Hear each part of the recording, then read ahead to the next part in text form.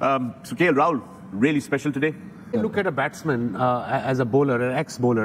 मैं देखता हूँ कि उसकी स्टांस में या उसकी बैटिंग करने में बैलेंस कितना है. एंड के राहुल जिस तरीके से बैलेंस था उसकी बैटिंग में, उसके स्टांस में, और बड़े आराम से शॉटे मारा था. कोई उसको, जिसे हम पंजाबी में कहते हैं, थरथली नहीं थी पड़ी हुई. इधर ऐसे कोई ऐसे आराम से कूल काम, just playing according to the line and length of the delivery situation. India तो पुरानी बॉल से भी यहाँ पीछे नहीं हट रहा. मतलब इस सेशन में अगर देखें तो रन अच्छे खासे आ चुके हैं. सुबह के सेशन में 97 रन आए थे. काफी कॉशियस अप्रोच थी शुभमन गिल, केएल राहुल, लेकिन येट बड़ी इफेक्टिव थी. कप्तान ने 50 रन बनाए, मतलब 836 बना चुका है वो अपने 2025 में जब से वो कप्तान बना है, और 64-65 की एवरेज से चल रहा है. दूसरी तरफ केएल राहुल, मतलब अगर मैं जून जुलाई से देखूं तो तीसरी सेंचुरी बना चुका. 137 at Leeds, 100 at Lord's, 100 at Ahmedabad, और साथ में रविंद्र जडेजा. भाई रन मशीन बने हुए. जब आपके सीनियर्स और आपके कप्तान जब रन्स पे रन्स कर रहे हो, मतलब आप जडेजा की बात कर लें, 7th 50 प्लस स्कोर है पिछली 9 टेस्ट इनिंग्स के अंदर.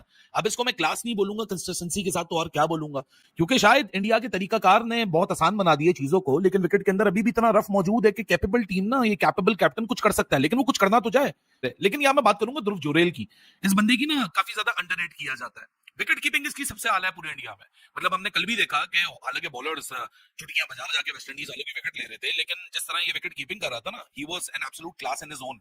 बड़ा कोई जबरदस्त विजुअल था, क्या एथलेटिसिज्म था. आज बैटिंग आई. मतलब ध्रुव जुरेल की अगर आज किसी को इनिंग्स देख के हैरानी हो रही है, तो मुझे नहीं लगता हैरानी होनी चाहिए. ये ध्रुव जुरेल वही बंदा है जो पोटेंशियल अपना ऑलरेडी दिखा चुका है, जो भी इसको लिमिटेड अपॉर्चुनिटीज मिली हैं. मतलब प्रीवियस लीग भी अगर आप देखा जाए तो हाफ सेंचुरी इसने बनाई थी इंग्लैंड के खिलाफ. एक जबरदस्त मास्टर क्लास इनिंग्स थी, एक टफ विकेट के ऊपर, जहां इसको मैन ऑफ द मैच मिला था और इंडिया को टेस्ट मैच मिला था. इंजरी रिप्लेसमेंट से ज्यादा ये बंदा मुझे लगता है आगे चल के डिजर्व करता है. क्योंकि अगर आज की इनिंग्स भी आप देखो, कट ये बंदा करता है, पुल ये बंदा करता है, ड्राइव्स ये बंदा मारता है, पंचेस ऑन द बैकफुट इस बंदे के पास से आपको दिखते हैं. सॉलिड डिफेंस है.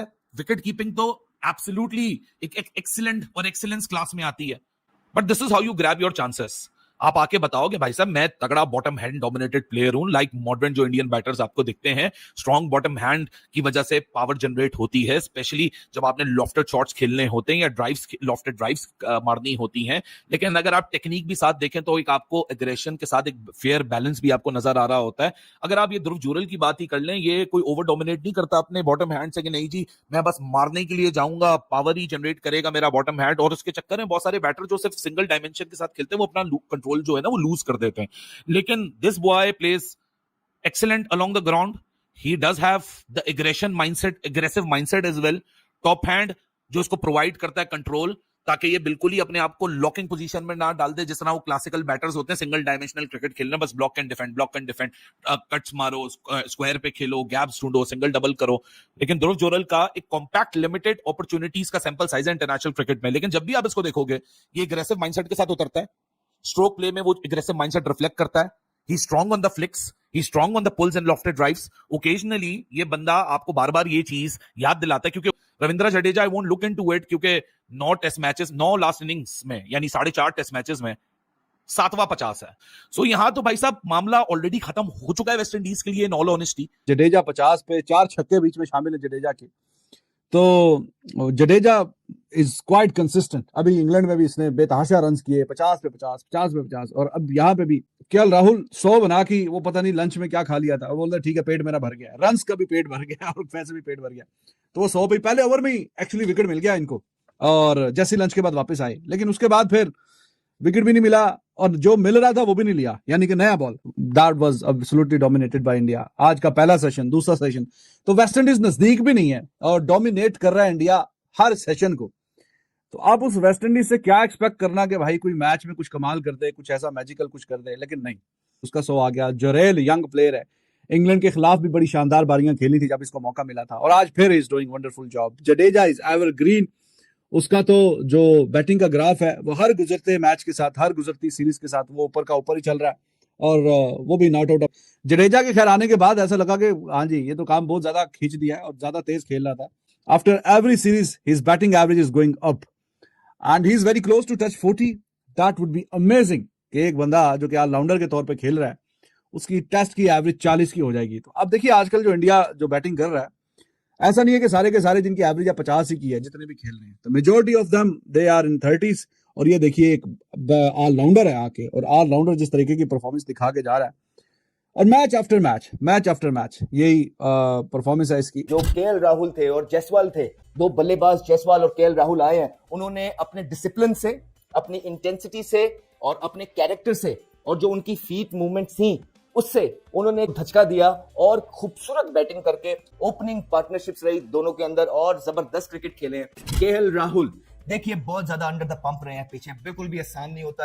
अगर आप केएल राहुल के शूज में हो तो आपको थोड़ा सा आइडिया होगा कि चीजें कितनी मुश्किल है। आप ये देखिए कि कभी आप उसको ओपनर बना देते हैं, कभी वो मिडिल ऑर्डर बन जाता है, फिर वो जो है ना वन डाउन प्लेयर बन जाते हैं और दोबारा से आप ओपनर, तो फिर कभी आप कप्तान भी बना देते हैं, तो कभी विकेट कीपर बना देते हैं, लेकिन वो बच्चा अड़ा हुआ है और इसलिए हम उसको ये तो क्रेडिट देना चाहते हैं इस इनिंग का। अगेन टेक्निकली सॉलिड नजर आए। पीछे हमने देखा है कि जब केएल राहुल अच्छी फॉर्म में नहीं होते तो उनकी क्लैरिटी नहीं होती है, उनके फीट मूवमेंट्स उस तरह काम नहीं करते हैं, उनकी पोजीशन लेट हो जाती है जिसकी वजह से वो बॉल के पीछे जाते हैं इस इनिंग के अंदर। और उनका भी वही साइडवेज रहे थ्रू आउट द इनिंग, खुले नहीं, इसी वजह से जो बीट भी हुए, वो जो बॉल जब आप खुलते नहीं अच्छी टेक्निक से खेल रहे होते हैं तो वो बॉल खुद ब खुद ही निकल जाते हैं, लेकिन जब आप खुल जाते हैं, साइडवेज नहीं रहते, बल्ला आपका बाहर निकलता है, तब पोक लगता है और आप जो है ना टेस्ट क्रिकेट के अंदर चलते बनते हैं। लेकिन राहुल बहुत मुश्किल इनिंग थी, जबरदस्त बॉलिंग अटैक के सामने उन्होंने बेबस किया है उनकी बॉलिंग को और हर बॉल का जवाब मौजूद था उनके पास। उन्होंने ड्राइव्स जो उनकी स्ट्रेंथ है जबरदस्त मारी,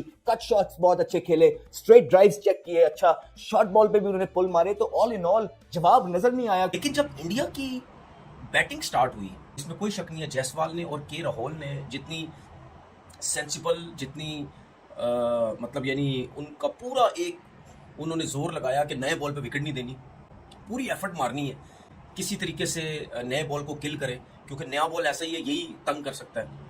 अब आप ये देखें कि दोनों बड़ा ज़बरदस्त खेल रहे हैं। इंडिया के बैट्समैन खेले तो बहुत अच्छा है, अब देखना ये है कि आगे चल के क्या होता है, क्योंकि इंडिया के प्लेयर को तो बैटिंग लाइनअप को जल्दी तो है ही नहीं, उनको बिल्कुल जल्दी नहीं है, दिन है, बहुत मैच बाकी है, बहुत दिन बाकी है, तो खेले आराम से, लंबी बारी करें, अगर करते हैं अपने 100 करें, जो कर सकते हैं, अगर विकेट ऐसे ही चलता रहा तो।